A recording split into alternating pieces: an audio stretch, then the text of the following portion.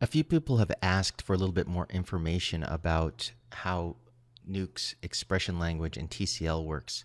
Now, a lot of it's a little bit beyond the scope of the class because that would be diving into full-on programming, but it's definitely worth looking at how Nuke's expression language and TCL can be used in very, very simple ways, sort of almost like macros.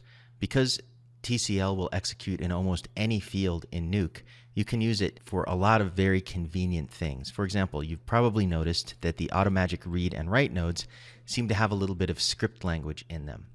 And let's walk through that and just look at exactly what that does and how it's working. One of the nice features of the backdrop node is that it will actually execute TCL code in the label field and then return the results. So you can use this to actually evaluate the result of an expression and see if it's working, kind of like a little scratch pad. So I'm making heavy use of this knob expression here in all of the automagic read and write nodes. So what this does, this is a Nuke specific piece of TCL that's available once you're in the Nuke environment in TCL. So this isn't a built-in in TCL, but it will allow you to do some stuff specifically in Nuke. So I'm calling the square braces will trigger TCL and let it know that this is TCL inside here. And then knob will evaluate this knob called root, which is the main kind of invisible knob that is defined in the Nuke environment. It holds a lot of different variables, but it will evaluate this one called root.name. So this is the name of the script. That's what returns. So if we look at this TCL expressions backdrop here, we can see what that returns is the full path of the Nuke script on disk, including the name of the file. So root.name will return pretty much everything needed to find the current script. And Nuke knows this because you had to load the script at some point to get it into Nuke. So it's, of course, aware of where the script that you loaded came from. Now, there's some ways that you can reformat it straight in TCL, and there's several different variations below here that you can see. I'm using this file argument here to sort of swizzle the name a little bit. So I can strip it off and get just the dir name, the directory name of the file. That's what I'm doing in the next example. Or I can strip off the directory name and get just the name of the script itself. And with a little bit more work, you can do things like, for example, strip off different parts of the name to get, for example, this example here in the write node, where I am stripping off the extension. So let's drop this one in here so we can evaluate it. We'll put it at the bottom of this here. And then that will strip off, it'll get the name and strip off the extension, but then I just hard code on a .mov extension myself. So you can completely do this kind of swizzling just using these simple expressions.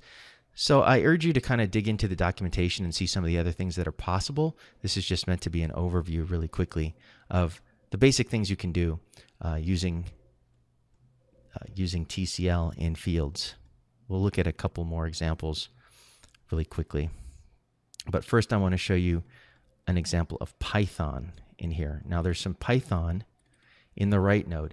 This is a bit of a hack. Normally you wouldn't try to stuff quite so much Python into one field like this. But some of the nodes, the write nodes in particular, have a Python tab, and they'll allow you to execute some Python at different times. And there's other hooks in Nuke that will allow you to execute Python as well, but this one's pretty convenient since it's right in the write node, already built in. And you can create your own user knobs as well that can trigger things. But this one's convenient because it's already there. So I'm telling Nuke before the render, execute some script. So I'm going to copy this out, select all, copy. And we'll just paste it into a notepad here so we can see the Python that I've created in here. I've created a function called create write dir. And one of the annoying things about the write nodes in Nuke is that if a directory does not exist when you trigger a render, it will just, the write nodes will, sometimes they'll just write, but they won't write anything to disk because there's no actual valid path. So they'll just silently fail.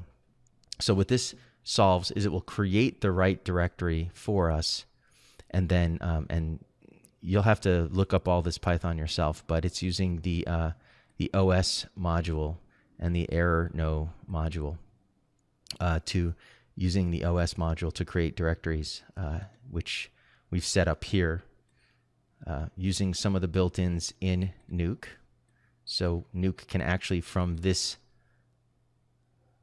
node, can find out the name of the field file name and then swizzle it a bit using this OS path argument to give me just the name of the path, and then do some tests to see if it exists here, and then create one for us.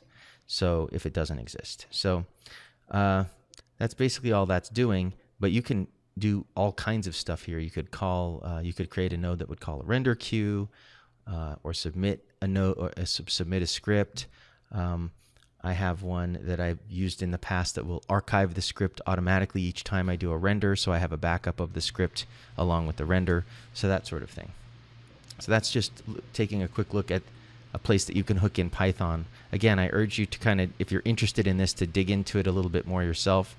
There's tons of documentation. The Nuke documentation is actually pretty good when it comes to this stuff, and there's a whole chapter on pipeline integration, which has examples like this in it.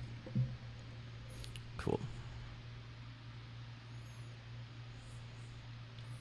So here's another example, just a really basic example of a place where you could use TCL to populate a field. And so let's say that you wanted to put text, a little bit, the frame number over this here.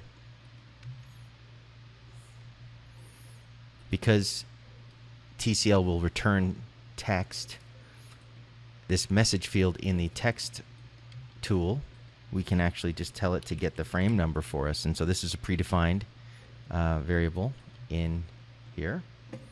And there we have it. It's just returning the frame number. And if you want, there's a whole host of formatting tools that you could use. If you wanted to pad this with the zeros or whatever, you could append, put another prepend the filters in here to then adjust this frame number to be zero padded and whatnot.